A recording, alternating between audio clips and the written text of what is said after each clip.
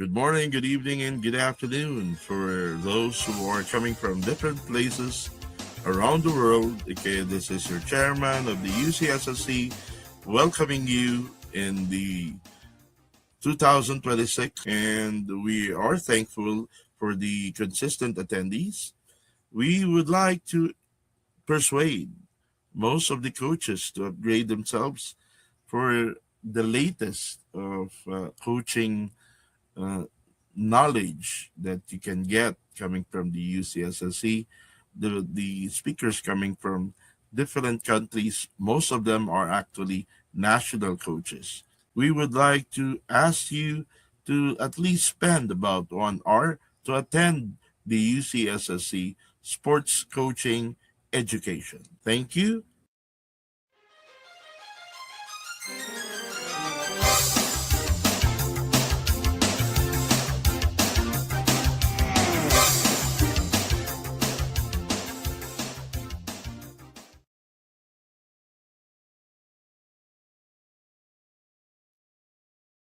Hello, we'd love to have you join us.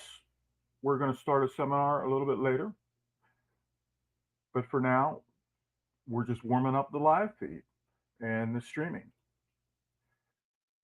One way to stay in touch is to subscribe to the email list. So hopefully you can click that button. And I'm not 100% certain that it works for those that are subscribed, or you can come over to meeting.com/Watsu and join us there. But for now, here's a 9-minute podcast episode that talks about safe sport. Welcome to Heavy or Not, episode number 87. It's a report about safe sport in the USA from a number of different coaches. The numbers are startling.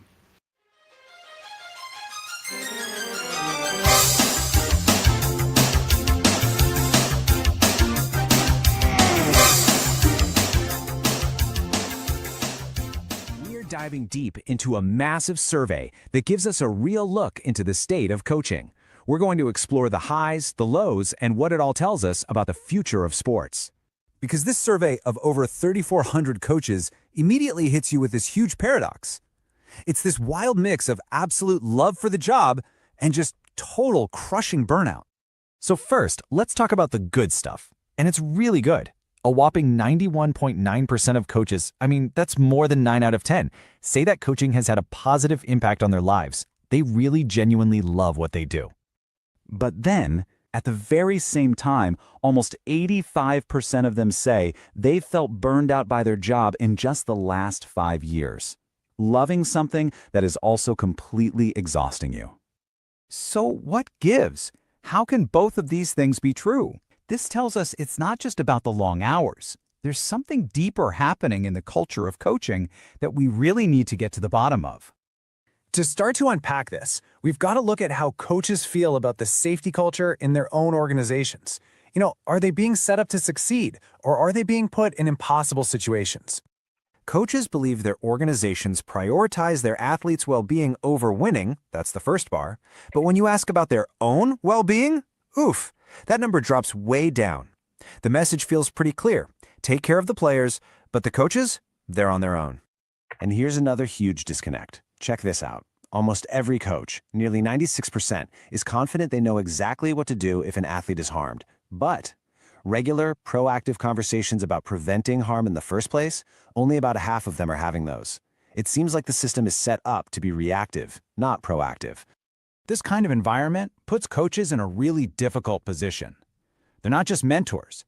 They are also witnesses to some pretty troubling stuff. And way too often, they end up becoming targets themselves. Almost half of all coaches have seen another coach scream at an athlete in a way that was actually frightening, and about a third have seen coaches call an athlete an insulting name or swear at them for a mistake. That's a tough environment to work in day after day.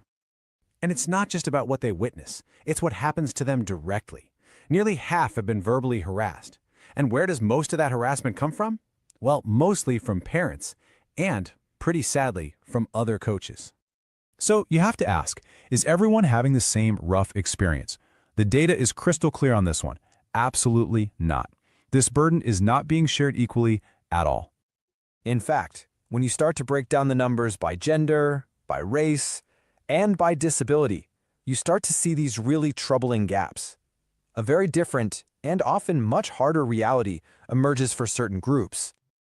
Let's start with gender. Female coaches are feeling burned out and thinking about quitting at way higher rates than men. And that's not just a number on a page. That's a real loss of talent and perspective from the world of coaching. And the gap gets even wider for coaches with disabilities. They are nearly 3 times more likely to fear that an athlete would actually be punished for reporting abuse. That speaks volumes about their faith in the system to do the right thing. Look at this breakdown by race. For white coaches, only a very small percentage fear retaliation. But for Asian and Black coaches, that number skyrockets to almost 1 in 4. It's so clear that the trust in a fair and just system just isn't there for everyone. Now, for all these tough stats, this is not a story without some hope. Because the coaches themselves, the ones right there in the thick of it, they have a playbook for how to make things better. So what do they say needs to change? Their answers are pretty straightforward. Number 1, better leadership and accountability from the top down. Number 2, and this is a huge one, they need real support in dealing with parent behavior. And number 3, more access to training and educational resources. Let's just double-click on that second point because it's so important. The issue with parents came up over and over and over again in this survey. It was a top reason for burnout, a top reason for quitting, a top challenge to creating a safe environment. It's a massive theme. And you know this one quote from a coach in the survey? Wow, it just says it all. Parents and guardians, they created tension, they instilled distrust, and they were worse than children. It's a pretty stark reminder that building a healthy sports culture isn't just on the coaches. It's on everyone. It's on the organizations, the fans, the parents. Which really leaves us with a big question to chew on. In this whole ecosystem, what role are we playing? You'll be able to get the full report, a PDF, in the show notes. It's part of a course that the International Swim Coaches is providing, along with Barry Healy of BC, Canada, called CYA. It's at read.swimiska.org. So the U.S. Center on Safe Sport released a National Coaches Survey report, and this covered a lot of swim coaches, but there were coaches from many other disciplines as well. But the general coaching experiences have positive impact, there's burnout and retention issues, and reasons for leaving the sport. Mark, Of course, coaches Mark. have high life satisfaction Mark, and long-term Yes, Dennis. involvement I plans. sent you an email. Hi. Yes, Yeah, yes. you sent- I sent you an email and a messenger about the videos. Yeah. So I was just fixing our page for today, Yeah. and I got today's thing up. So did you look at widgets today? Okay, I'll check on the widgets. So were there videos for today too? Yes, I sent already. Yeah. The slides are up. Okay. Whoops. Yeah, I need more time, Dennis. Again, give me 2-3 days, not 2 or 3 minutes. Okay. I'll look at I saw the slides first, and I didn't see the videos yet on the email. I saw a bunch of stuff on videos, but it was That's 5 on the videos. 5 videos, but they were just messenger, I think. Yes. I So- sent it on the email also.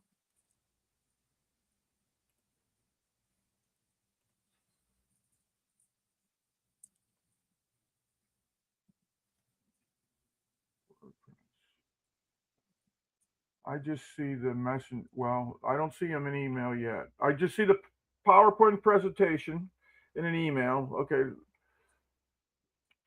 I can sometimes get them off of the messenger, but there's a messenger's like loaded with other stuff. Okay, Dennis. The link are all there. NBAC high performance backstroke.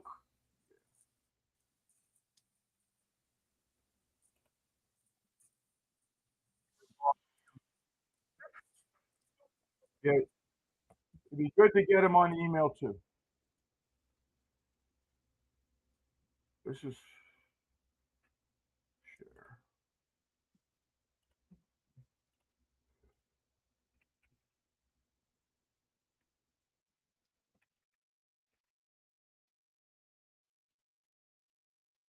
How did basketball go? Yeah, good, good. Uh, the problem is there's a point that we had a problem with the audio. Okay, but we tried. But I only survive with the videos that you are in with the widget. Right. Okay, and I survived because the videos are enough for a 1 hour and 10 minutes. Yeah. Yeah, since I ate about 30 minutes on the talk, Right. so the videos is enough for about 40 minutes.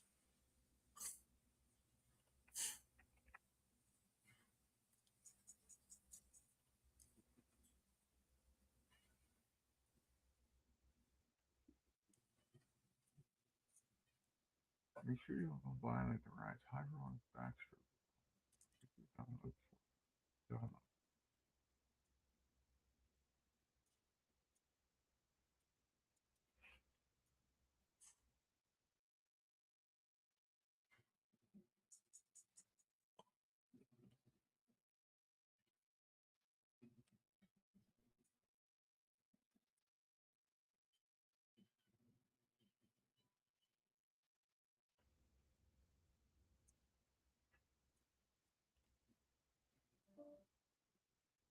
Okay. How many minutes? We have 10 minutes. Yep.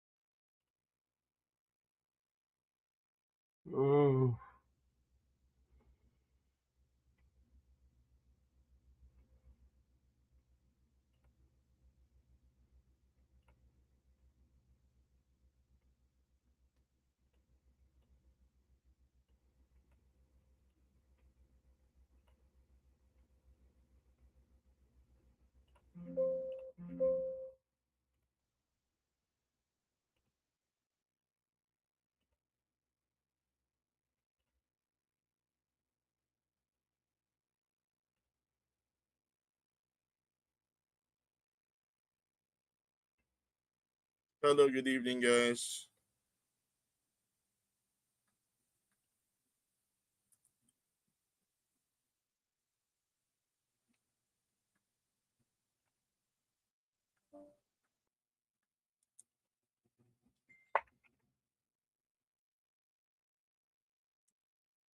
Good evening, good evening.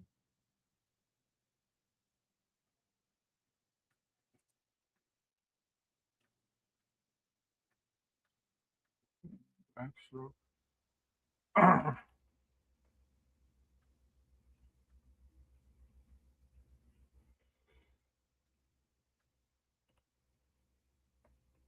Yeah, I'm not sure.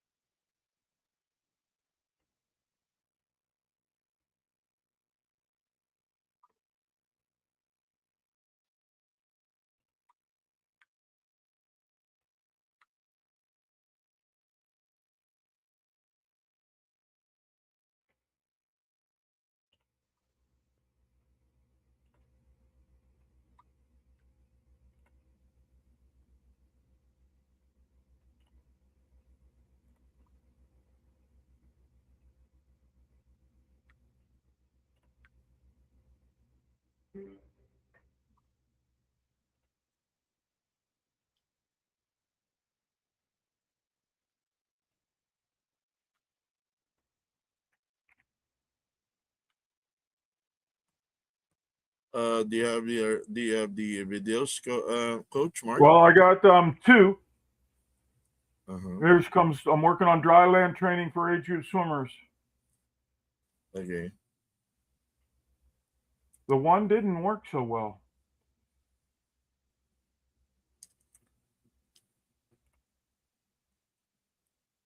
It was stupid hard. 200 freestyle on 220, 200 IMs on 220. Hold as fast. Hello, Facebook friends. It's October 13th, 2010. Why no video? Hello, Facebook friends. It's October 13th, 2010. We're at the beautiful outdoor Meadowbrook Aquatics Center. The water's 80 degrees, and we're enjoying the last day of sunshine, maybe for a while. We're doing a backstroke set Well, today. the It's a video good is early not there. season set we like to do. Come over and take a look. We're going a 400, 300, 200. Video's not Hello, there. Facebook friends. It's October 13th, 2010. We're at the beautiful outdoor.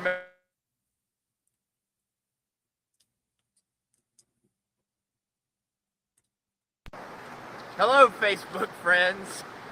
It's October 13th, 2010. We're at the beautiful outdoor Meadowbrook Aquatics Center. The water's 80 degrees. It was stupid hard.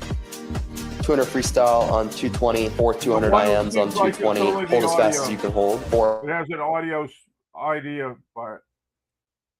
Okay, look, just give me some time. I need. It takes 5 minutes or so for everyone. Yeah, I'll be talking for about 20 minutes. Yeah. Yeah, I'll be talking for about 20 minutes. So I'm gonna delete the one that's only the audio. Yeah. The NBAC. Yeah. So two are there now. It was stupid hard. 200 freestyle on. My name is Katie Kreider. I am a human performance master's Okay, student good. at the University of Florida and swim coach for Gator Swim Club. I will be presenting to you some information about dryland training for age group swimmers. Maybe you should keep this on or until we start because we're streaming now Okay, already. we will be starting in 2 minutes. We will be starting in 2 minutes. Let's check the people behind the scene. Okay.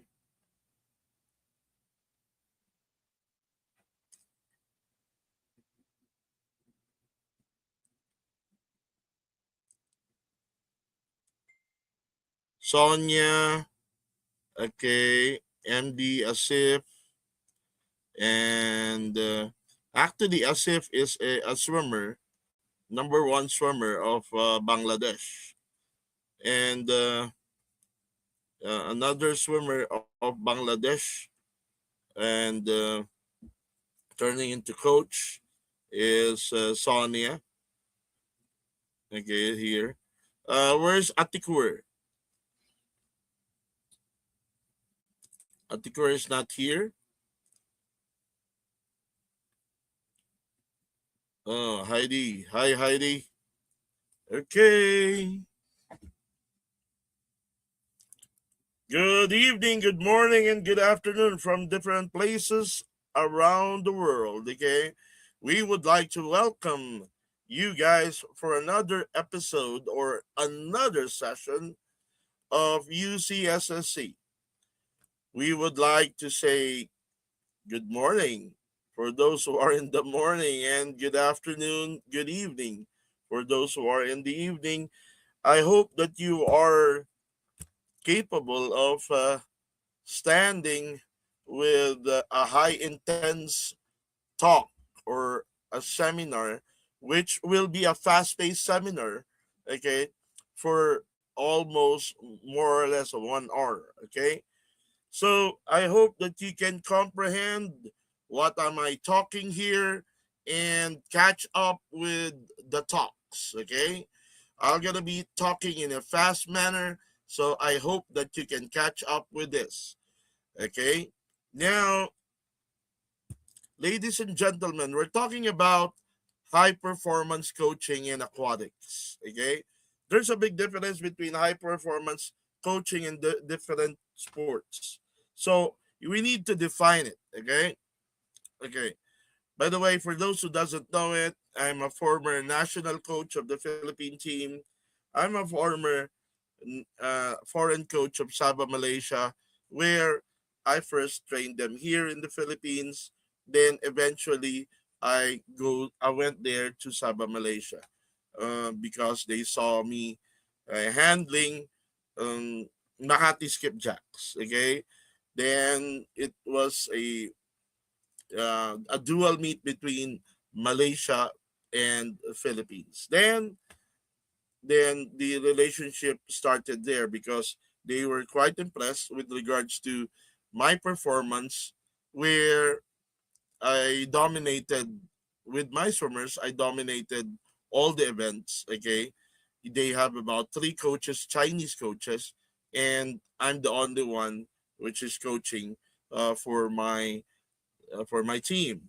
Though I do have assistant coaches, but it's more of the 90% totally mine. Okay, so for those who doesn't know yet, okay, a high performance is different from a level one. Okay, so the first one is the first status of being a coach.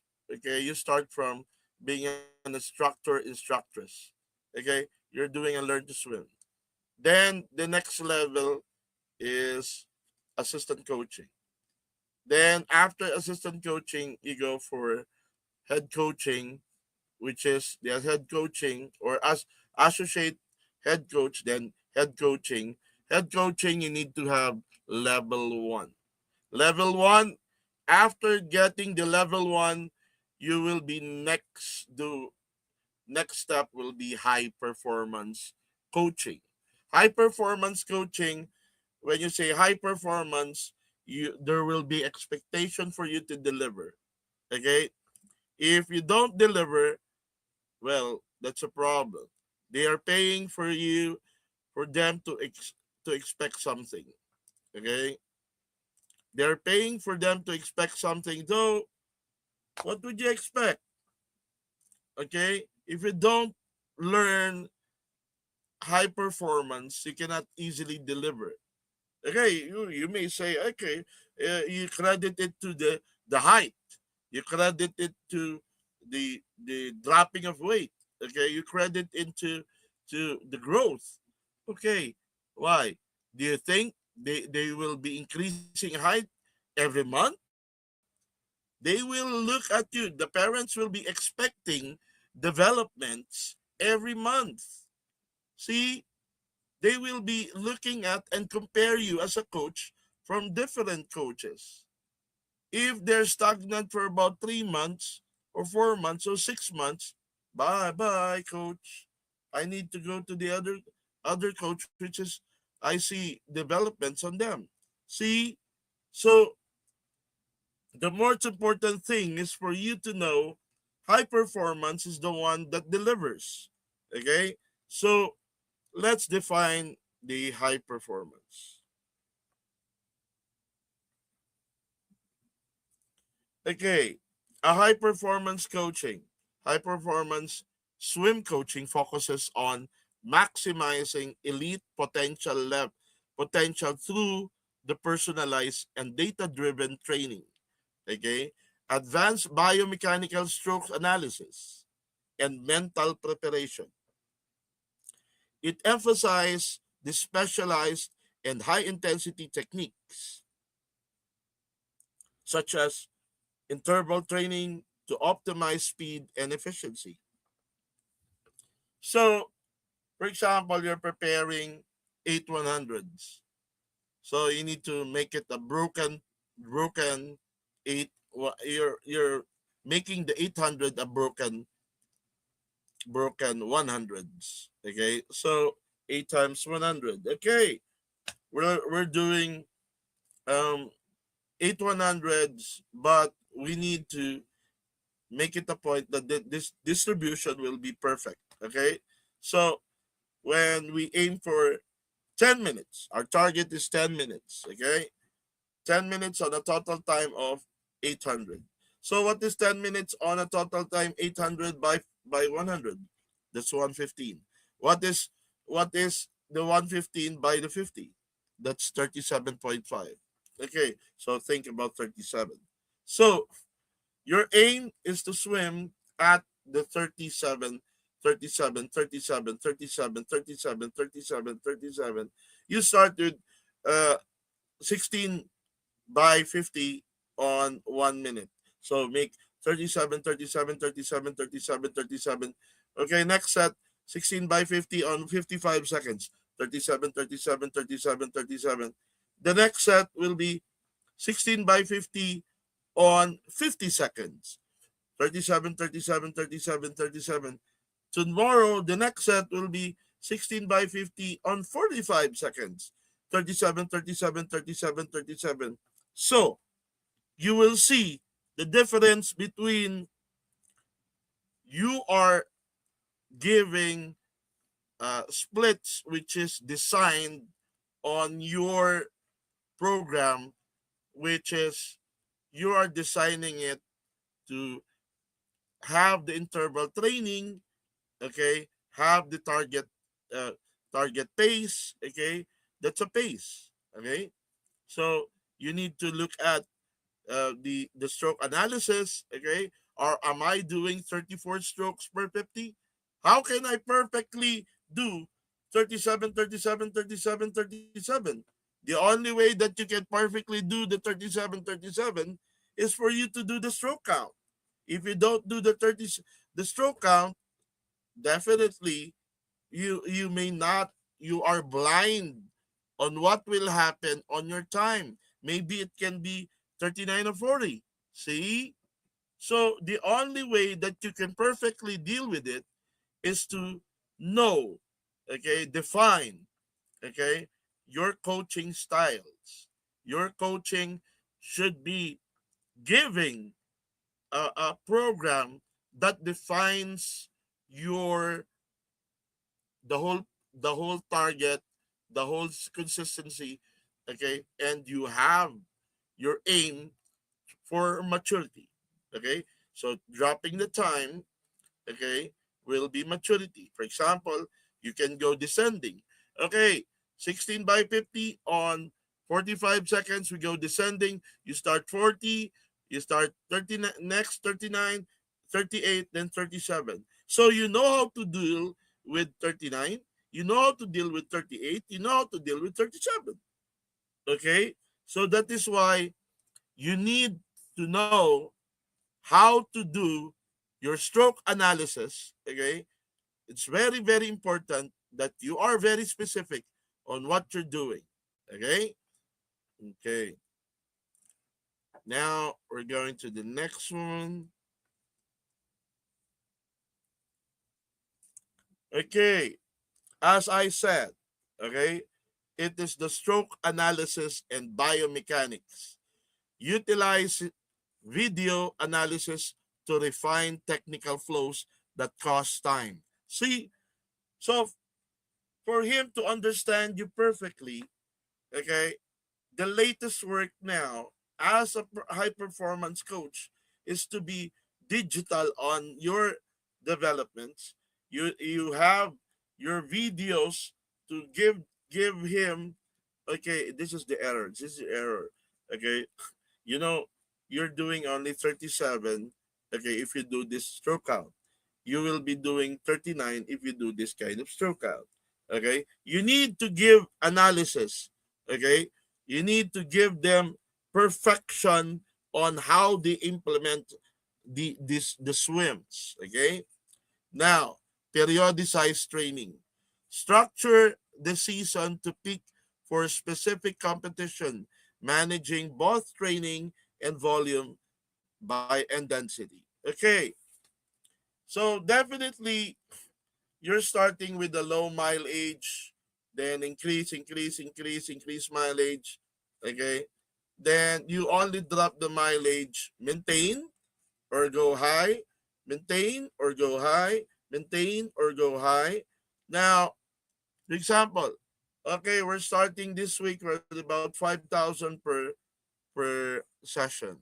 So a total of 9 sessions, that will be 45,000 per week. If we will go for about 6,000 with 10 sessions, that's 60,000. Okay? Now, if you're doing about uh 8,000, okay, times 10 sessions, that's 80,000 per week. If you do have about that's, take note that when you say 5,000, that's 5 kilometers. Okay, 10,000, that's 10 kilometers. That's 10,000 meters. Okay, for those who are not yet well versed with regards to swimming, okay, the 1,000 meters is equal for 1 kilometer. Okay, so you need to know the only way to periodicize is that you're designing when to peak. We are designing when to have that harvest. Okay, you're preparing when to explode. Okay, so it doesn't mean that you're not improving. Okay, it doesn't mean that you're not improving. Okay, you will be improving. You need to show the improvements, because the kid will not be motivated. The athlete, the coach, the coaching staff will not be motivated, and it will be, wow, it's a domino effect. If one is complaining because he's not improving, then the others will start complaining also. So make it a point that you are, okay? So many of the coaches are actually focusing on the 200 IM, okay? So, or a 400 IM. So he can have improvements on other strokes, and he has the improvement on the 200, whether if it's coming from the aerobic or the anaerobic. Okay, when you say anaerobic, that's intensity. Okay, that's hard. Okay, now if you say aerobic, okay, it's basically like a jogging. It's basically, it's more of the endurance level. Okay, so you're just getting a cardio level. Okay, so that is where you're gonna be using your periodization or periodized training. Okay, if you're doing general endurance, speed endurance, and specific speed.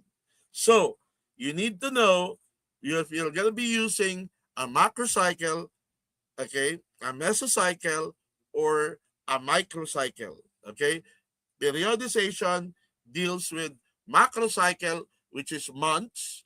For example, for about 12 months, you're having two major competitions, so you're gonna be dividing the whole year for 2 months, for 6 months, where you're hitting general endurance of general endurance 3 months, speed endurance 2 months, specific speed 1 month.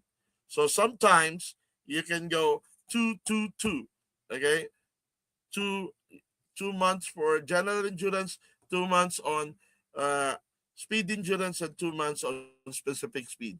Because normally, okay, if you're talking about simulation, the simulation is actually the big heart of the developments. Okay, the simulation is actually the maturity.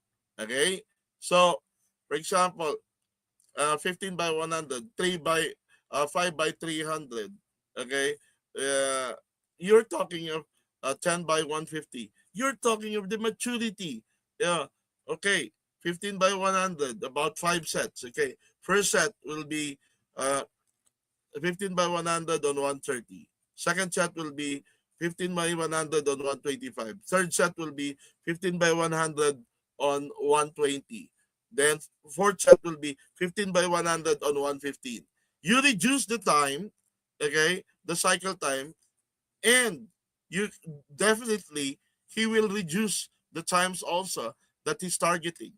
He will drop the times that he's targeting. So the maturity is coming from there, because you're dropping the time, and you're also dropping, whether if it's an EN1, EN2, EN3, EN1, EN2, EN3 endurance. Okay, the EN1 is about 85%, EN2 is about 90%, EN3 is about 95 to 100%.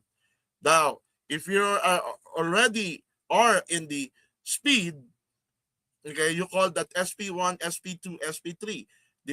The speed will be 80. SP1 will be you're talking about 85%.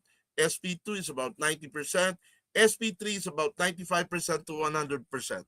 Okay, so that is what you call periodized training, the structuring season to pick for specific competition, managing both training and volume and density. Now, the question there, why is it that he's a national team? His best time is 108 on 100 breast, but he's doing 109. Okay, take note. He is not peaking there. His muscles are heavy. The muscles are heavy yet. You're gonna be expecting that they're gonna be peaking, okay, on the end of the year. Okay, that's the time you as a coach, you need to know that if it's gonna be hard muscles, heavy muscles, you cannot easily cut your time. But tell you, as a coach, you need to learn it's 90% mental, okay, on competition, and 10% your body training, your muscle will strain. Take note. That is why sprinters are so brave. That is why sprinters are ready to explode, because their mental thing is so big. Okay, even though that they are not training like the distance. Okay, they are equipped because their mental power is so big.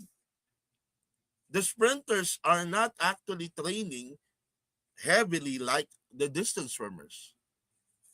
Even half of the mileage of the distance swimmers, they are not even there.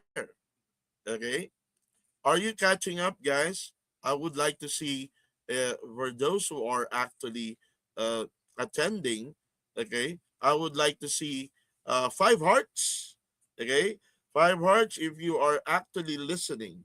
Okay, please, I want to see 5 hearts if you're actually listening. Okay, thank you. Okay, good.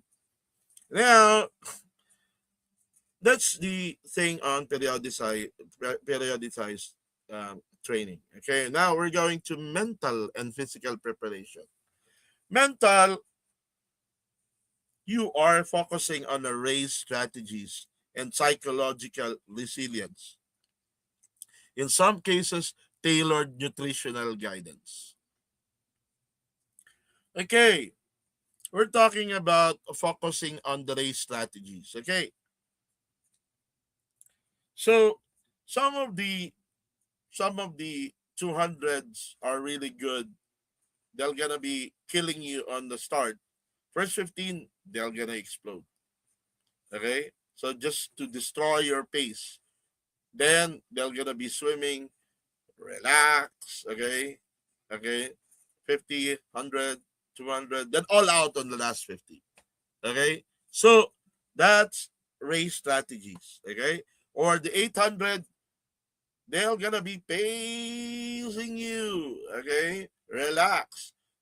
You will do a sacrifice of the first 50 to have the the 750, the rest of the 50s.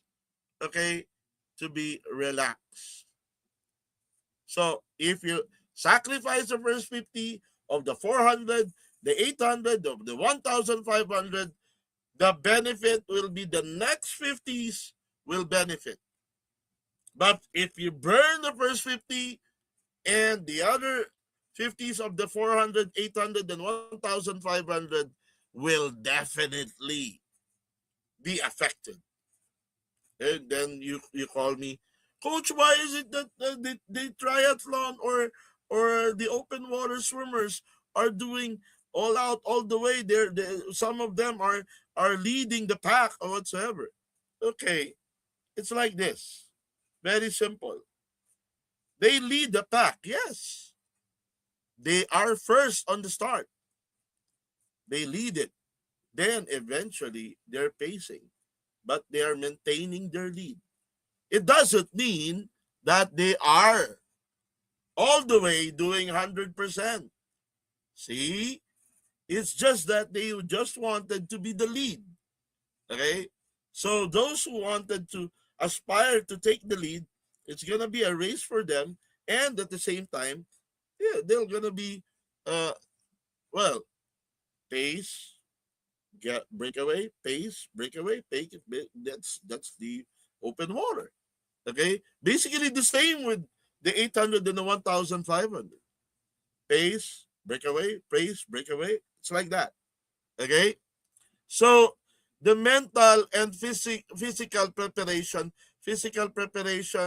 you are training.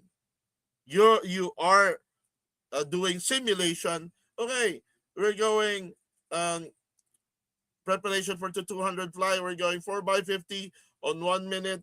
Okay, 4 by 50 on 45 seconds, 4 by 50 on 40 seconds, 4 by 50 on 40 or 35 seconds. See? But you're going to be hitting about 28, 28, 28, 28. See? It's really up to you. It's a physical preparation.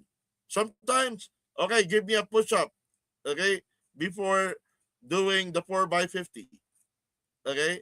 So mentally, you know that you had the 10 sets of push-ups, okay, or 20 sets of push-ups before you do the 4 by 50. See? Think about it. Okay? So you are already physically prepared. Okay? Mental, take note. You can easily break your best time on the training itself without tapering. So it's a mental thing. Okay? So don't tell me that you cannot perform on the competition because you had been, okay, doing best times on the training. You call that PBs, man. Okay? Best times. Okay. Holistic development. The balancing of rigorous physical training with the recovery and maintaining a positive, engaging environment to keep swimmers motivated. Okay, let's put it this way. You have your way. Okay, like for example, the other way around, Coach Sergio Lopez. Okay, Coach Sergio Lopez, we're doing okay. Save the team. Okay, anybody can save the team. There's no workout today. Okay, save the team. Okay, give me anybody who can do 48 on the training. Okay, 48, 103. Then here comes. There's a 48. See, it's really a challenge. Okay, it's really a challenge. The most important thing here is for you to know, okay, that it's always good to challenge anybody, but be sure that when you challenge the team, okay, there should be you're not gonna be you're not gonna be actually uh the if his best time is about 48, 49, challenge him on a 48. If his best time is 48, challenge him on 47. Okay? So it's basically what? You're hitting two birds at one stone. Okay? Okay, the team wanted to prove something. It's once in a week, okay? Okay? Or you're gonna be having three main sets, okay? Okay, you don't want to go for the third main set, okay? There should be somebody who will be breaking the time, okay, or breaking the Philippine record or breaking the world record just today, okay? And the whole team will only swim two main sets. See, you need to know how to handle it, okay? Holistic developments will be done, okay? If there will be five best times for today, okay, all of the swimmers go up, or anybody who breaks best times goes up easily. See, simple.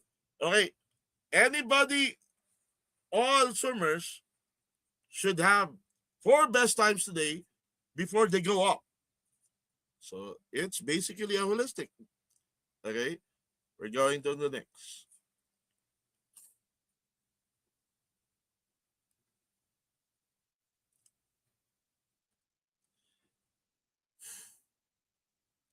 Okay, we're going to you see there that this is actually the backstroke workout of Bob Bowman.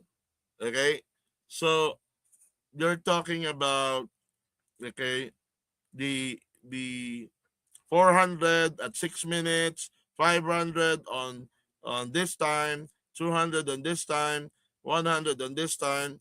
Okay, so you have a target. Okay, that's a style of the workout. Okay, so that is the high performance. It's basically straight swim.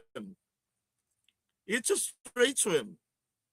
400, 500, 200, 100, 8 by 50, 400, 500, 200, 100, 8 by 50. It's like that.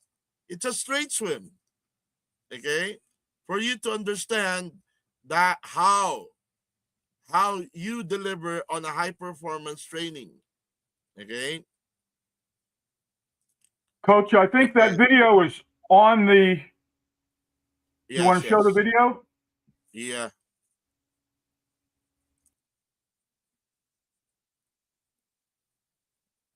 It was stupid hard.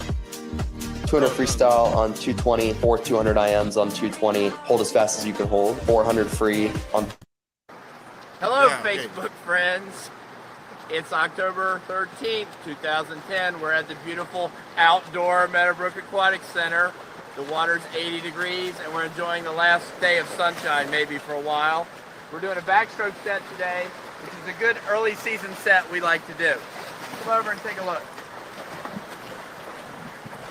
We're going a 400, 300, 200, 100, where they descend effort each swim. Then they get 850s. Okay. Look at that. 400 at 6 minutes. Okay, that's you're running at the cycle time of 130 per 100. Okay, so you're supposed to be running at 120 time per 100, or 40 seconds per 50. 40 seconds per 50, yeah. So the 300 on 430, you're still running at 130 per 100. 203 minutes, you're still running at 130 per 100. Okay? 100, 130 per 100. Okay? So take note. Okay? You see there, okay, you are running at 130 cycle time. This is a straight swim. So this one, the earlier part is actually the warm-ups. Okay, now look at this one. Of drilling, they come back with a 3-2-1 where everything's faster. 850s of drilling, a 2-1 where they're really getting into it. 850s of drilling, and then finally a really good 100 on the end right here. The goal is to kind of increase the general speed each round, and you see we help them by bringing the base interval down and also descending down to a fast 100 each round. So hopefully we're going to get 4 really good 100s, and they'll be able to improve their stroke, improve their range of stroke through the course of the set. It's a pretty good conditioner, 3200, and I think they'll do a good job with it. We traditionally have good results on this. That's all for now. Enjoy the video of some of our great swimmers. See you later. Okay. Again, we'll repeat it again. We'll repeat it again. Hello, Facebook friends. It's October 13th, 2010. We're at the beautiful outdoor Meadowbrook Aquatics Center. The water's 80 degrees, and we're enjoying the last day of sunshine, maybe for a while. We're doing a backstroke set today, which is a good early season set we like to do. Come over and take a look. We're going a 400, 300, 200, 100, where they descend effort each swim. Then they get 850s of drilling. They come back with a 3-2-1 where everything's faster. 850s of drilling. A 2-1 where they're really getting into it. 850s of drilling. And then finally a really good 100 on the end right here.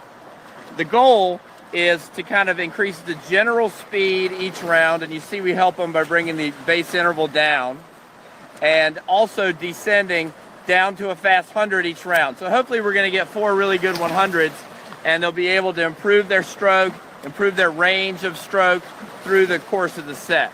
It's a pretty good conditioner, 3200, and I think they'll do a good job with it. We traditionally have good results on this. That's all for now. Enjoy the video of some of our great swimmers. See you later. Okay. Now, we are going for someone. Okay, take note.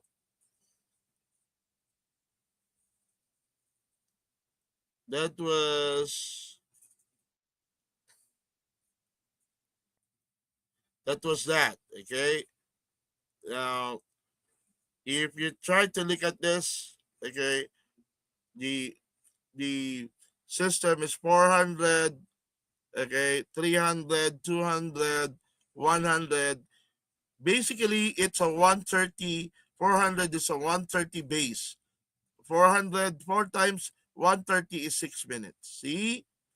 300, okay, times 130 is 430. See? Then 200 on 3 minutes, that's actually 130 per 100. You need to know where to deal with. Okay? You're starting there. Actually, that's aerobic still. Then it speeds up. Then it speeds up. Okay? So it's a straight swim, but you will see there where they go for a feel. Okay? They basically get the feel of how to sprint it up. Okay? Then they start sprinting on the 8x50. Okay? Again, they're trying to go for aerobic, 300, 200, 100, then 8x50 again. Then 200, 100, then 8x50 again. So you need to know how to formulate that you can bring out the best at the end. Okay? Now we're going to the next one. Okay, this is actually the dryland training of ASU. Okay, ASU actually is the team of Bob Bowman before. Okay, now you're looking at the Devils. Okay, you will see here ASU.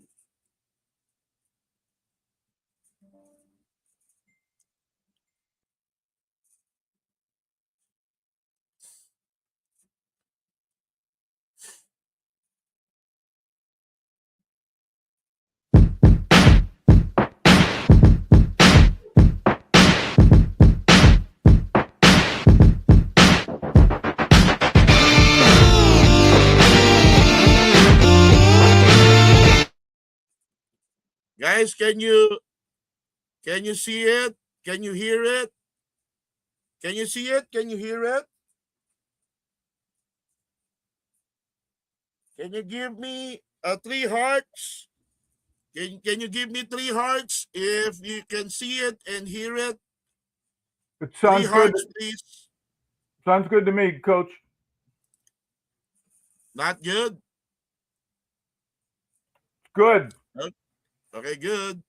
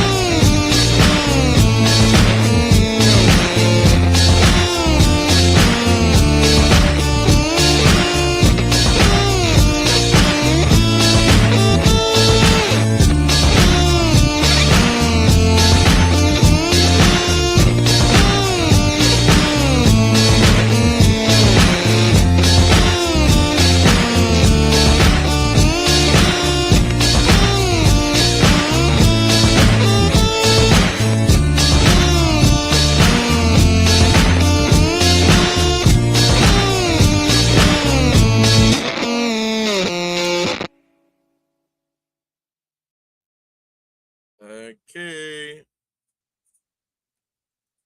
Now you need to understand, okay, the the latest now is that you really need to do that, okay, before you swim. Now, it's boring already that you've been doing on the level of the level of the high performance and the elite, okay? So, it's gonna be boring if the kid had been swimming from 7 years old to about 17 years old and you're just repeating your workout. Okay? So if you're after for lactic buildup sets, you're gonna be doing the lactic buildup for about 1 hour to 1.5 hour on the dry land or 2 hours on the dry land. Then you're just gonna swim for about 1 hour, more or less, or about 1.5 hour, 90 minutes, which is really there. Okay, so taking off, taking off the dry land, okay, it's like basically tapering already. Okay, so the dry land, well, it's gonna be hard from the start. Okay, so definitely you need to be progressive, like do the dry land first on the first month for about 30 minutes, the second month for about 1 hour, the third month increases, the fourth month increases. It all depends on how is the level of intensity, okay, that your muscles can really take. Okay, so you need to understand the levels.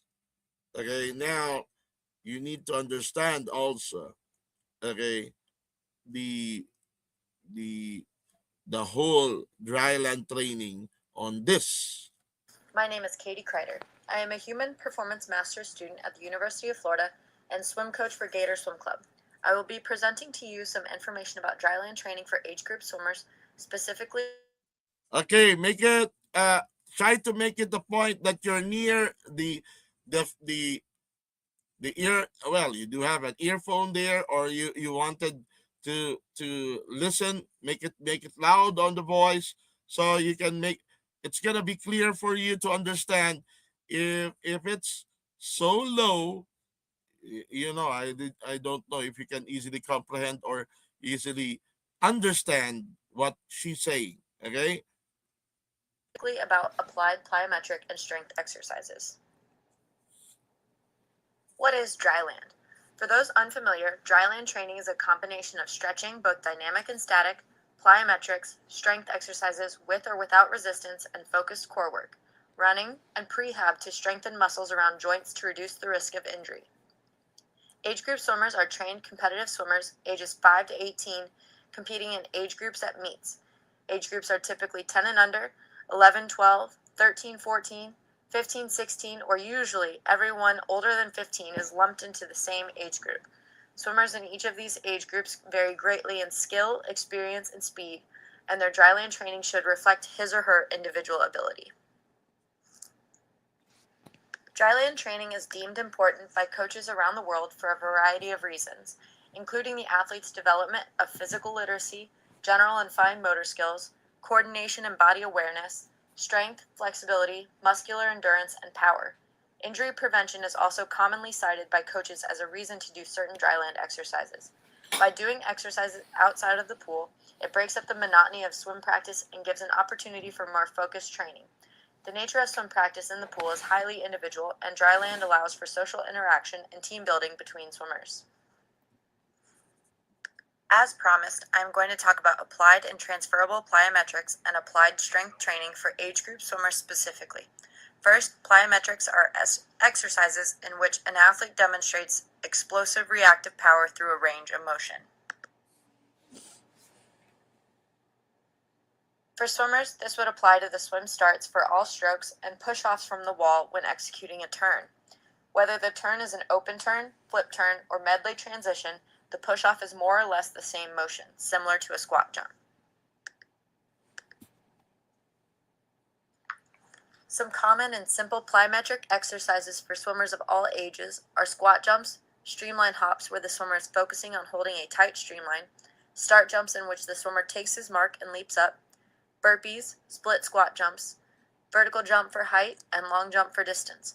Some exercises with equipment that are still beneficial for swimmers are jumping rope, box jumps, and depth jumps, where the swimmer stands on the box, lands, and immediately reacts by jumping into streamline, mimicking the reaction needed when their feet hit the wall in a turn. In the water, a swimmer does not complete a turn or a start that does not result in a streamline, so it is important to instill the habit of actively streamlining when transferring skills from the water to dry land and then back to the water. Swimmers in general have extremely well-conditioned aerobic and anaerobic energy systems from the nature of swimming. A swimmer of any age with developed or developing energy systems will still cite muscular fatigue after a race, whether they did well or not. It is important to train upper and lower and core muscle groups equally for muscular endurance to prolong high performance. Strength training for age group swimmers is similar to any other simple strength and conditioning program, with squats, lunges, and step-ups to develop lower body strength, and push-ups and pull-ups for the upper body. These exercises are relatively simple to teach and can be used as a base for other exercises. For example, a squat can be done as an isometric squat to further develop muscular endurance rather than just doing hundreds of squats for the same effect. Your swimmers will thank you for breaking up the monotony, maybe not so much for their burning glutes and quads.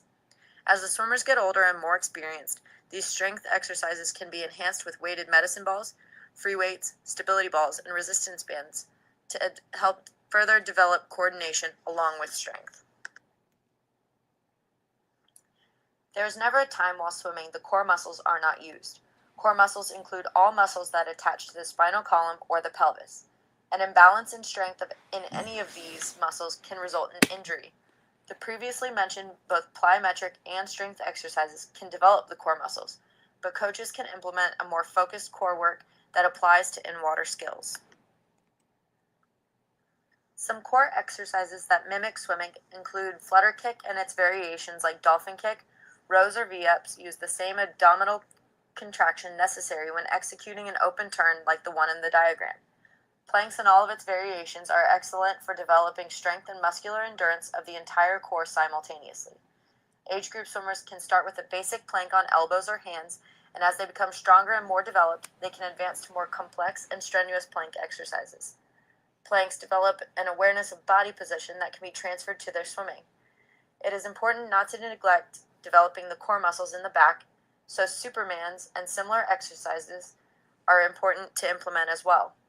There are many other core exercises that can be transferred from swimming to dryland. A coach just must use their imagination and some critical thinking to find them. When incorporating a dryland program, there are some important things to consider. First and foremost, dryland training should be engaging for athletes and fun, especially for the younger ones. The exercises in the program should be progressive and individualized. A skill that a swimmer learns when they are young or just beginning can progress into a more complex dryland exercise as they gain strength, coordination, and experience. On the same note, exercises should be age-appropriate in intensity and complexity. At a younger age, the dryland focus should be on proper form and encouraging them to think about why it might be important for swimming, possibly making their exercises a game. For the older, more experienced swimmer, dryland is an extension of their training in the pool, and the exercises should reflect their ability and enhance in-water skills through building strength, coordination, and power. While nearly all swim coaches implement dryland training in their programs, dryland training with plyometrics and strength have not been proven as necessary to improve swimming performance by research, but past history and what successful coaches do with their swimmers are used as models for training programs. This is likely because dryland has not been proven as detrimental by research or coaching in swimming history. In fact, some studies have shown that swimmers' sprinting performance consistently improved 1.3 to 4.4% with dryland training.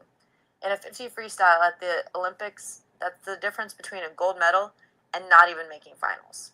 However, these studies are conflicting among age group swimmers.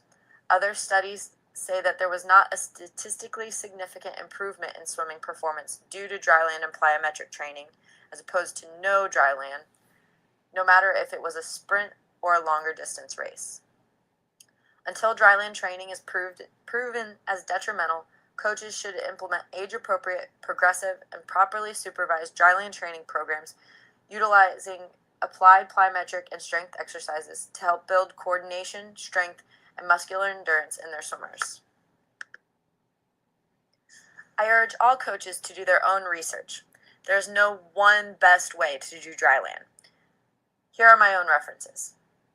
Happy swimming and go Gators! Okay. You know, guys, you need to understand that how can I take this off, Mark?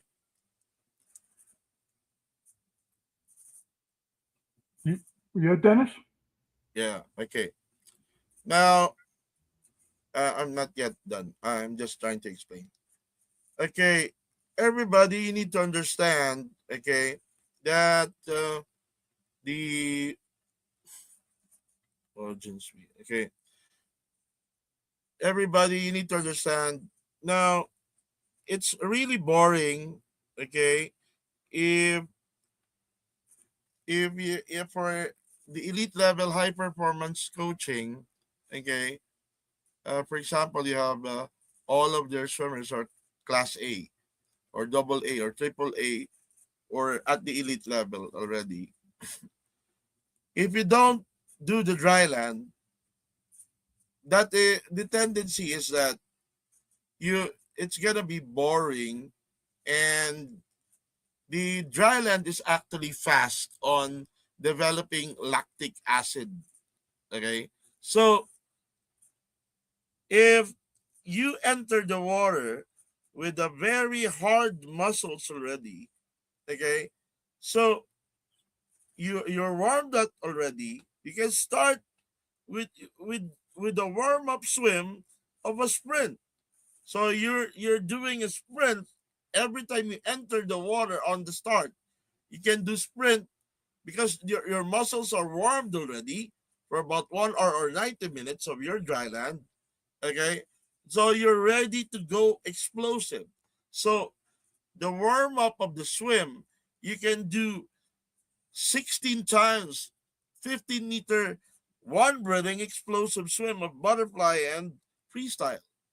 Okay, so you need to understand that doing so, okay, will give you a a big edge. Okay, a big edge that, hey, I'm used on doing explosive up upon the first time that I enter the water. That is actually automatic in your mind. Okay? When you enter the water, I'm explosive already. I'm used to do it. And I'm doing that 300 days in a year. So, so for example, you're coming from a place which is really far, okay? And uh like in Asia Pacific, the Pacific School Games year 2000. You know, Sayak is about, wow, 2 kilometers or more than 2 kilometers from the bus area. They're gonna be walking for about 2 kilometers before you reach the Sayak, the aquatic center. So it doesn't mean that the you walk for about 2 kilometers and you will be, wow, you will be having a hard time exploding because you walk for 2.5 kilometers. You will say, I, I tapered for 15 days or 21 days, then I'm gonna be doing this kind of walk. See, so make it the point that you're ready for that.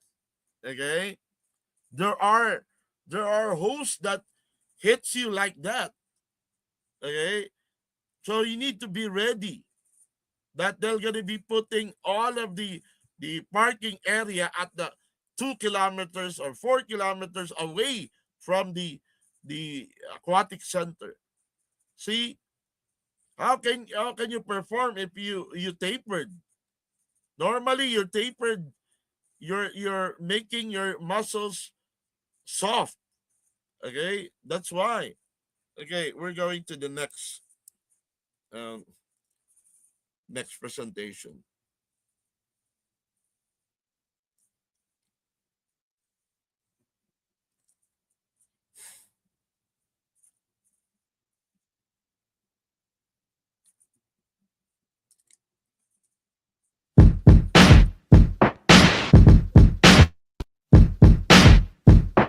Oh, it's simple.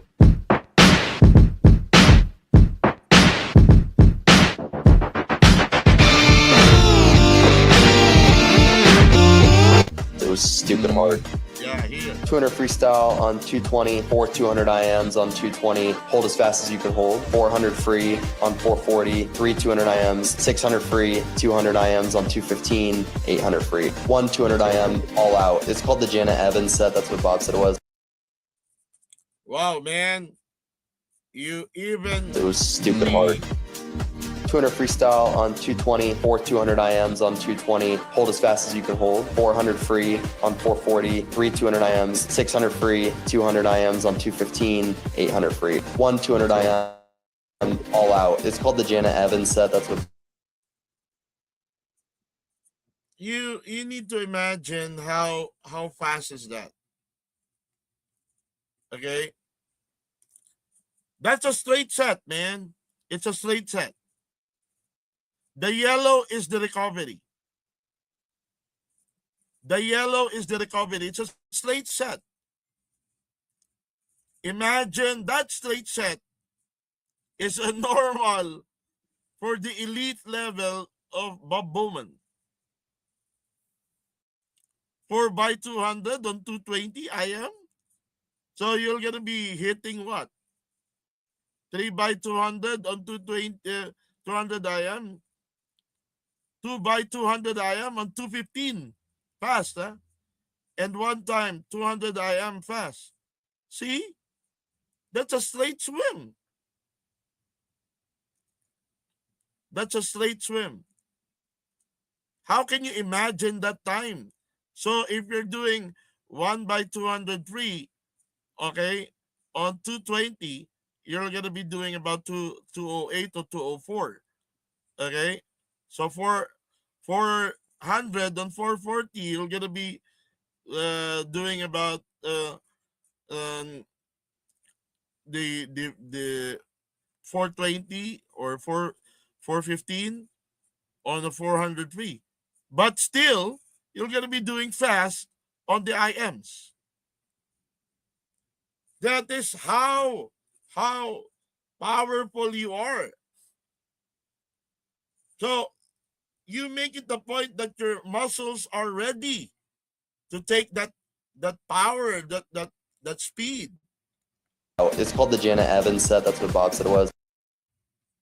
See, you need to understand this Thailand.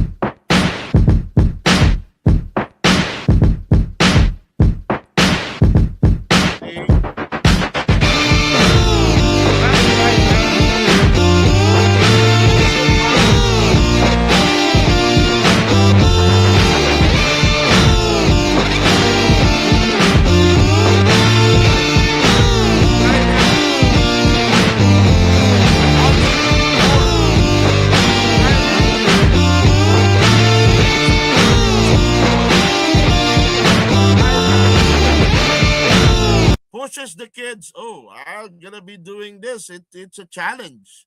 It's always a challenge. It's something that provokes me to do more. Okay, it always gives me adrenaline to do dryland training. It gives me more of the happiness on doing the dryland training. Why? Okay, it's actually always a challenge to do more. You need to accept, okay, You want a challenge. You want something new. You want something to. It's like you wanted. You don't eat Jollibee 365 days a year. You're gonna taste McDonald's. You're gonna be tasting Wendy's. You're gonna be tasting another, okay, another restaurant. You wanted to challenge yourself doing something new. Okay? So the dry land is something new for you. And it's fun. Okay? It adds more of the adrenaline while you're training. Okay?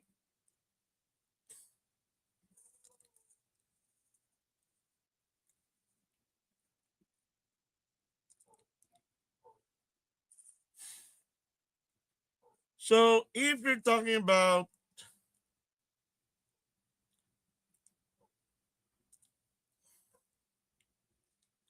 okay, this is Leon Marchand actually. The coach, did you drop the do you have this one?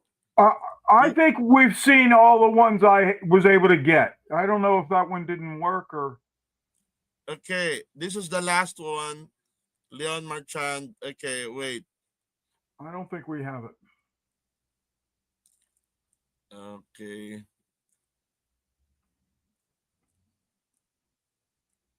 Leon Marchand here. Okay, this is the last one, guys.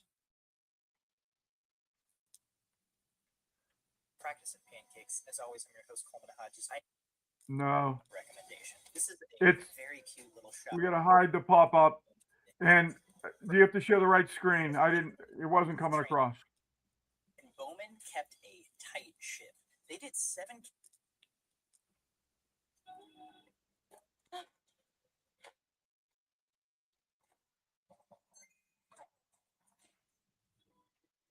Okay. Can you see this one, guys? Can you see this one? No. Okay, wait. Wait. I'll be making it as wait. I'll share screen.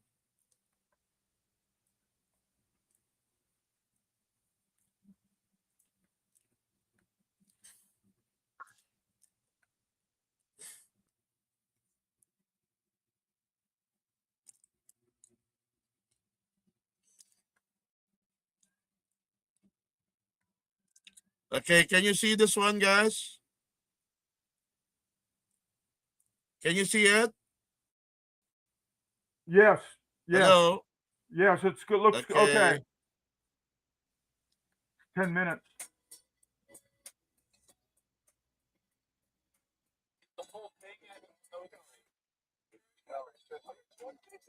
Yeah.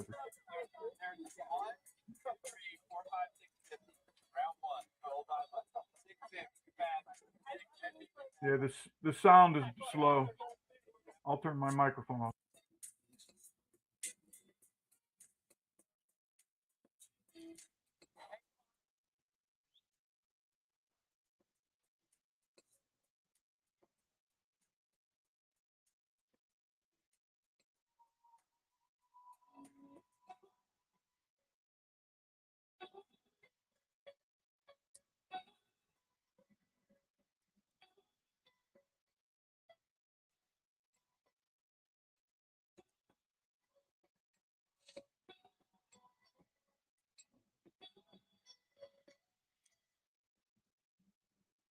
Anytime you have this many aerobic juggernauts going head to head to head to head to head, it's bound to produce massive results in a practice. And this workout was no exception. So for the main set, what we're looking at, we're on very tight intervals. And then the 50s were all on 40 seconds on the first round, 45 seconds on the second round, 50 seconds on the third round. We just had a guest star in today's practice of pancakes. This practice made me very aware of what that sets Leon Marchand apart from everyone else in the NC2A. His underwaters on these 50s were elite, and he got down to, get this, 20 point on a push 50 freestyle in the middle of an intense threshold set. Yeah.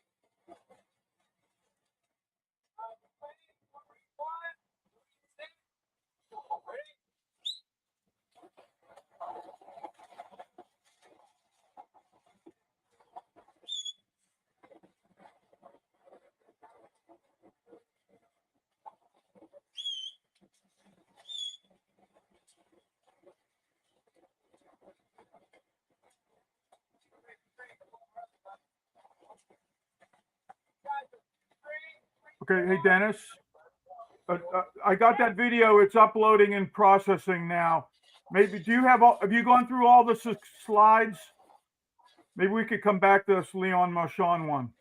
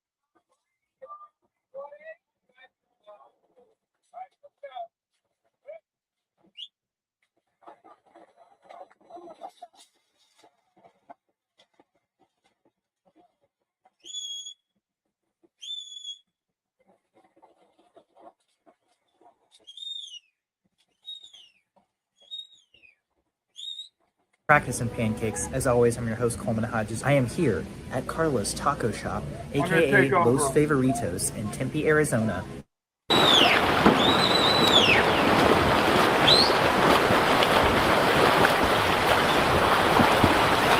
Alright, 6, 3, 4, 4, 3. Come on, Jay, back under, back under. Hey, come on, 6, go, let's go. Come on, let's fire like that. We gotta get down there.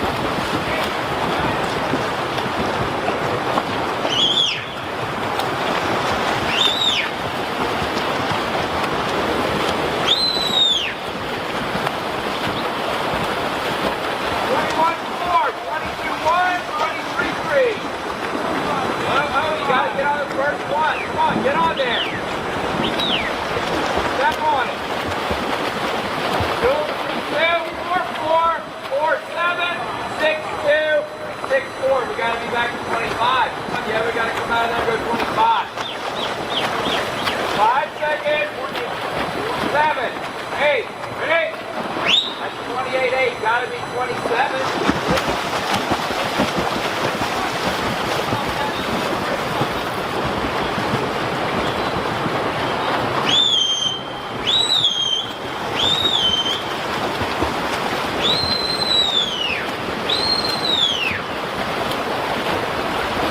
Right, 20.8, 21.4, 23.4, 7, 8, ready?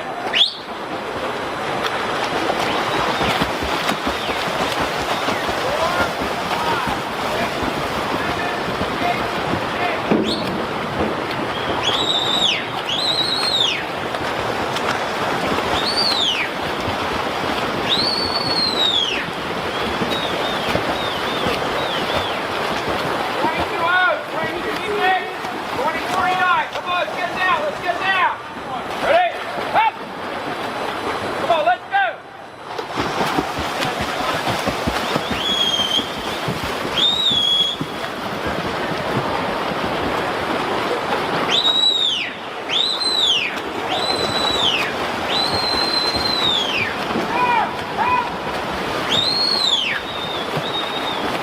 Good. 1, 2, 1, 8, 2, 8, 3, 2.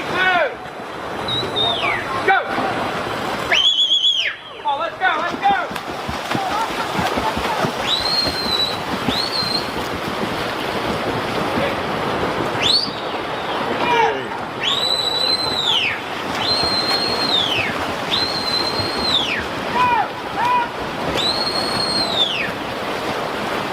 Alright, 1, 3, 2, 1. 28. Alright, good set, good set. Hey, nice work on that. Let's just keep it going. Make sure you're sleeping. Keep Okay, we're done with that. Okay, we're going back here on. Can we take this off? Okay. If you're talking about the high performance, okay, you're there for the 350 days in a year for the elites, 300 days for the juniors, and 250 days for the age group. 250 days for the age group because you're doing Monday to Friday only. Okay, the the juniors is about Monday to Saturday. That's about 300 days. Okay, 350 days if you're including it on Sundays. Okay, so if you take off the Sundays, definitely there are 50 Sundays in a year or 52. Now, if you're talking about taking off the Sundays, okay, that will be only uh 300 days of your training, 305 days sometimes, okay? So, the program, you're supposed to be handling the program. You divide the program. If you're going to be doing about 2 competitions, you're going to divide the program for 2 competition, and your maturity is what 300 days divided by 2, it's only about 150 days maturity. Of the 150 days of maturity, you're going to be taking off 14 days to 21 days of the taper. So basically, the 150 minus 15 days, it's about 135 days of maturity on your simulation. Now, number one, even though that you're doing the general endurance, like for example, 5 sets of two for the distance, 5 sets of 15 by 100 on 130, you're still there for the maturity where you have a main set that you're making anaerobic workout. Anaerobic workout is the intensity. Now, for example, you're maintaining intensity of 2000 intensity per session, okay? Or in the specific, the the general endurance, usually you maintain about more of the aerobic than anaerobic, 2000 only or 3000, okay? Then you increase the anaerobic if you're going for uh the speed endurance. speed endurance stage, normally you have 2 months or 3 months on general endurance, 2 months on specific speed endurance, then 2 months on specific speed. Now, it doesn't mean that you are on the endurance, you're not giving speed, a little bit of the speed. Okay, so if you're on the general endurance, the main set is actually speed endurance. If you are on the speed endurance, the main set is actually use a specific speed. Now, if you're doing the specific speed, okay, you're simulating, okay, the 800, the 1500, the 400, the 200. You are doing the simulations for that. So there will be maturity, which is really ready to pick on the due date. For example, your due date is about what? You're aiming for Olympics, that's 4 years, that's 1,400 days, okay, maturity. So you're aiming for that regardless of the competitions for the 3 years, okay, you're aiming to have that maturity for 1,400 days. Now, how do you define the maturity? Okay, like let's put it like this. It's a few minutes only. Okay, hello, are you there? If you're there, please give me uh um 2 hearts. If you're there, please give me. You're listening. Please give me a 2 hearts. Okay. If you're listening, please give me 2 hearts. Okay. Now, for example, okay, you're doing 15 by 100 on Monday, 15 by 100 on 130. You're hitting 111, 111, 111, 111, 111, 111, 111. So the next 2 days or 3 days, you can cut 110, 110, 110, 110, 110, 110, 110, 110, 110. The next 2 days or 3 days or 4 days, you're going 109, 109, 109, 109, 109, 109, 109. The next 2 days or 3 days or 5 days, you're going 108, 108, 108, 108, 108, 108, 108, 108. Then the next 2 days or 5 days, you're doing 107, 107, 107, 107, 107. The next 2 days or 10 days, you're doing 106, 106, 106, 106, 106, because you are having the maturity. Okay? So the maturity stands for your consistency. Okay? So Monday, you're going 15 by 100. Tuesday, 10 by 150. Thursday, the the target is 1,500. So about for 8 times 200, 8 times 200, uh, you're getting the maturity on that.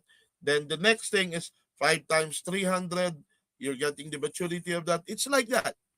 Okay, you're getting the maturity every week. You need to get the maturity of that. Okay, you have your pattern. You have your pattern. Okay, we're going for Monday will be 300s. Tuesday will be 200s. Thursday, Wednesday will be 150s. Uh, uh, Friday will be 100s. It's like that. You have your pattern. You have, but tell you, you need to introduce something which is good on the minor set. Okay, that is not gonna be boring, or the kick set that is not gonna be boring. You need to integrate something which is new, okay, or else that will be wow. You need to know that it's gonna be boring. Okay, guys, I hope you learned a lot. Okay, any questions? Any more questions, please? Do you have some questions?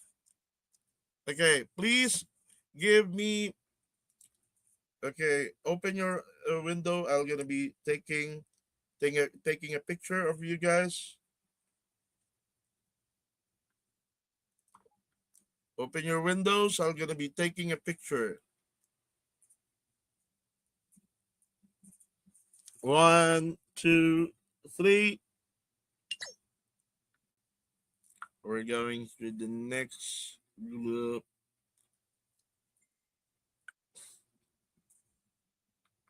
Okay, open your windows. We're taking a picture. Okay. Okay, we will be giving you the presentation by link. I'm gonna be sending it today. The presentation by link. I'll be sending it on the diamond. I'll be sending it on the group. Okay. So thank you. Thank you. Thank you. Let's call it a night. Thank you. Thank you. Okay, let's call it a night. Okay, thank you. Thank you, guys. The slides is on the wapsu.org. The slides are in the wapsu.org. My co-host is Coach Mark Router because he is the heart and soul of wapsu.org there. Okay, he is the one doing all the slides, all the presentation on the wapsu.org. So he is the one taking care of all the documents on the wapsu.org. Okay, now if you do have some questions in water polo, you can directly connect with Coach Mark. And Coach Mark is also a competition organizer, and Coach Mark is also a water polo coach. Okay, so he's from US, and he's the host of this platform. Okay, thank you, Coach Mark. You want to say something? No, I think it was good. I think I'll keep the stream going and maybe show something else that will, if people wanted to talk about. We have a new book that we could talk about someday. This Mental Skills for Young Athletes. It's really a nice book. Canadian coaches did it. I just helped get it into print. But I think we should be done, and then I'll just show a prior podcast if people wanted to listen. Okay, Good night. guys. Good night. Good Good day. night. Good night, guys. Good night. Attendance. Thank you. Thank you. Coach, you have your attendance there, right? Yeah, I think so. Yes. Okay, thank you.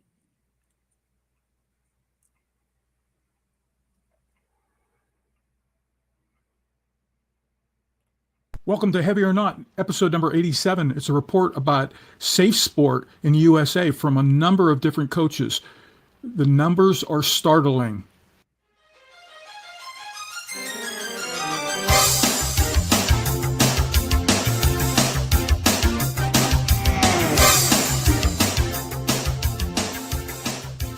We're diving deep into a massive survey that gives us a real look into the state of coaching. We're going to explore the highs, the lows, and what it all tells us about the future of sports. Because this survey of over 3,400 coaches immediately hits you with this huge paradox. It's this wild mix of absolute love for the job and just total crushing burnout.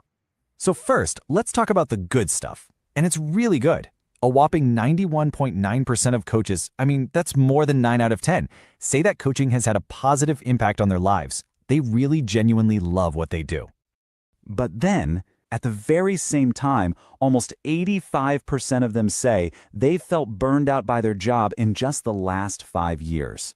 Loving something that is also completely exhausting you. So what gives? How can both of these things be true? This tells us it's not just about the long hours. There's something deeper happening in the culture of coaching that we really need to get to the bottom of. To start to unpack this, we've got to look at how coaches feel about the safety culture in their own organizations. Are they being set up to succeed, or are they being put in impossible situations? Coaches believe their organizations prioritize their athletes' well-being over winning, that's the first bar, but when you ask about their own well-being, oof, that number drops way down. The message feels pretty clear.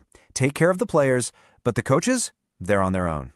And here's another huge disconnect. Check this out. Almost every coach, nearly 96%, is confident they know exactly what to do if an athlete is harmed. But regular, proactive conversations about preventing harm in the first place, only about a half of them are having those. It seems like the system is set up to be reactive, not proactive. This kind of environment puts coaches in a really difficult position. They're not just mentors, they are also witnesses to some pretty troubling stuff, and way too often, they end up becoming targets themselves. Almost half of all coaches have seen another coach scream at an athlete in a way that was actually frightening, and about a third have seen coaches call an athlete an insulting name or swear at them for a mistake. That's a tough environment to work in day after day. And it's not just about what they witness, it's what happens to them directly. Nearly half have been verbally harassed. And where does most of that harassment come from? Well, mostly from parents, and, pretty sadly, from other coaches. So you have to ask, is everyone having the same rough experience? The data is crystal clear on this one. Absolutely not. This burden is not being shared equally at all. In fact, when you start to break down the numbers by gender, by race, and by disability, you start to see these really troubling gaps. A very different and often much harder reality emerges for certain groups. Let's start with gender. Female coaches are feeling burned out and thinking about quitting at way higher rates than men. And that's not just a number on a page. That's a real loss of talent and perspective from the world of coaching. And the gap gets even wider for coaches with disabilities. They are nearly 3 times more likely to fear that an athlete would actually be punished for reporting abuse. That speaks volumes about their faith in the system to do the right thing. Look at this breakdown by race. For white coaches, only a very small percentage fear retaliation.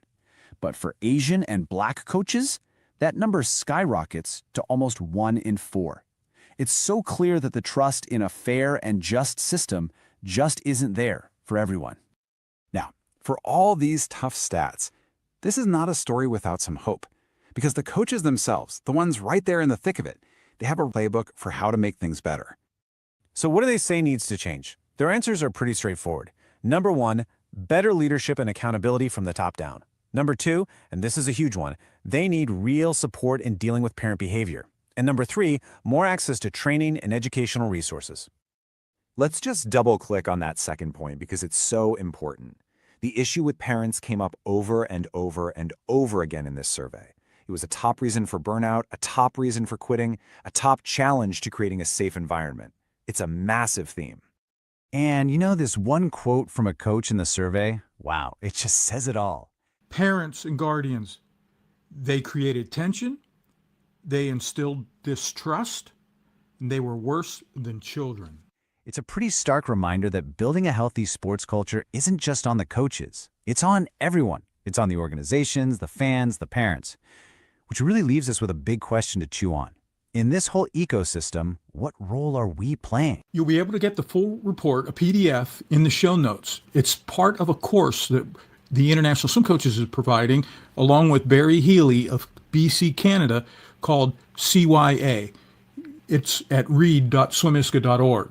So the U.S. Center on Safe Sport released a National Coaches Survey report, and this covered a lot of swim coaches, but there were coaches from many other disciplines as well. But the general coaching experiences have positive impact, there's burnout and retention issues, and reasons for leaving the sport. Of course, coaches have high life satisfaction and long-term involvement plans. But the burnout and retention one is what always captures our attention, that 84.6% felt burned out. 64.8% consider quitting, and there's higher rates of burnout and retention among female coaches. And the reasons for leaving, number 1 is retirement and aging. And I think we got to do a lot more to engage our retired population of coaches. Another reason for lack of organizational support, family needs and challenges with parents are high on the list as well for why one would leave coaching. So in the safety, culture, and reporting, there's organizational perceptions, barriers to safety, and reporting beliefs. Within organizational perceptions, there's comfort-raising safety concerns. There's well-being versus winning priority, and then there's clear reporting guidance. As to barriers for safety, parental lack of understanding, there's organizational mistrust and impractical policies. As to reporting beliefs, the beliefs athletes are supported, fear of retaliation, especially among the Asian and Black coaches. And there's a status of accused as a factor. Yeah, that first you're accused, and then you got to prove your innocence. And boy, that's hard to do after a while. So in abuse prevention and training, there's training participation, which is a plus 90% completion rate. So coaches are crossing the T's and dotting the I's. There's safe sport core training, and there are higher rates for NGBs that are affiliate. And then in the safety roles, there's athlete safety and safeguarding roles, and then there's a compliance chair, and that's the shield. Harmful behaviors and mistreatments, they're boundary violations, so coaches a target, and coaches as former athletes. So unsolicited hugs, shouting and belittling, it's a big problem. And then private messaging athletes, some of these boundary violations. So coaches a target, there's verbal harassment, parents and coaches, and then there's identity-based discrimination and sexual harassment. And coaches as former athletes, 42.5% emotional abuse history, and 14.9% there's a physical abuse history. Wow. Okay, future recommendations. We need meaningful, practical education. We need better parental accountability. We need increased financial, emotional support, and trauma-informed training updates. Thanks for your work, Safe Sport. We've got a lot to do. The podcast, Heavy or Not, uses characters and many voices within our episodes. And one of the mainstays of the program is artificial intelligence, or AI. Under no circumstances will we use AI to make believe the comments are coming from a real person. Our new TV show, Heavy or Not, has a deep dive associated podcast too. Stay in touch so we can include your wisdom in these endeavors. Sign up at swimi.org.